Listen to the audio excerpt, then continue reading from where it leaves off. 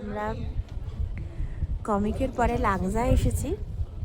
শুনে এসেছিলাম Langza fossil village, যেখানে ফসিল দেখতে পাওয়া যায়, কিন্তু ফসিলেরই আমরা দেখা পাচ্ছি না। শুনছি একে বললে ফসিল দেখতে পাওয়া যাবে, ওকে বললে ফসিল দেখতে পাওয়া যাবে, কিন্তু ফসিল দেখতে পাওয়া যাচ্ছে না।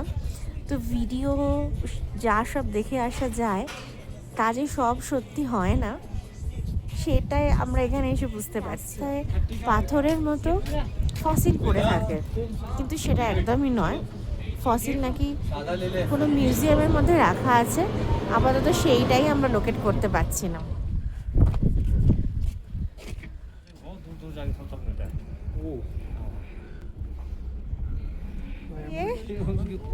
वो जो पहाड़ है ना, बर्फ वाला पहाड़ नहीं है, वो बर्फ वाला पहाड़ में जाके मिलता है।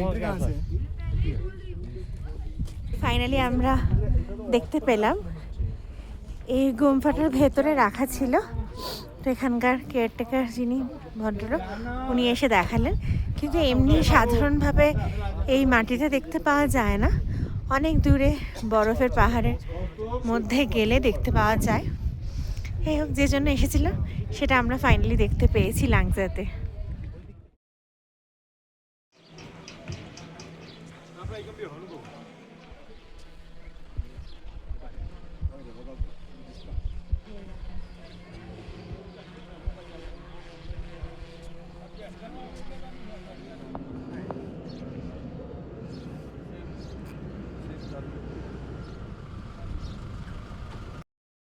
বেশ খানিকটা হেঁটে আমরা এসেছি গাজার সব থেকে বড় মনাস্ট্রি, কি মনাস্ট্রিতে, পাহাড়ের ওপর। স্পিতি বা গাজা বললেই যে মনাস্ট্রির ছবিটা আমরা দেখতে পাই সেটা হচ্ছে কি মনাস্ট্রি, একদম পাহাড়ের ওপর। সামনে এই মনাস্ট্রির সিঁড়ি, এটা একদম পাহাড়ের চূড়ায়। বেশিরভাগ মনাস্ট্রি এখানে একদম পাহাড়ের চূড়াতেই তৈরি হয়েছে, পাহাড় কেটে।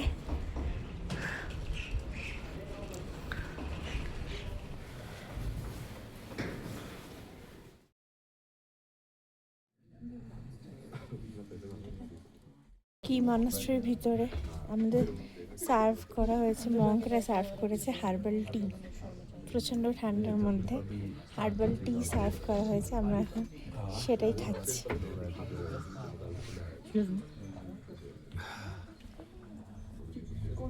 ওখানে প্রসাদ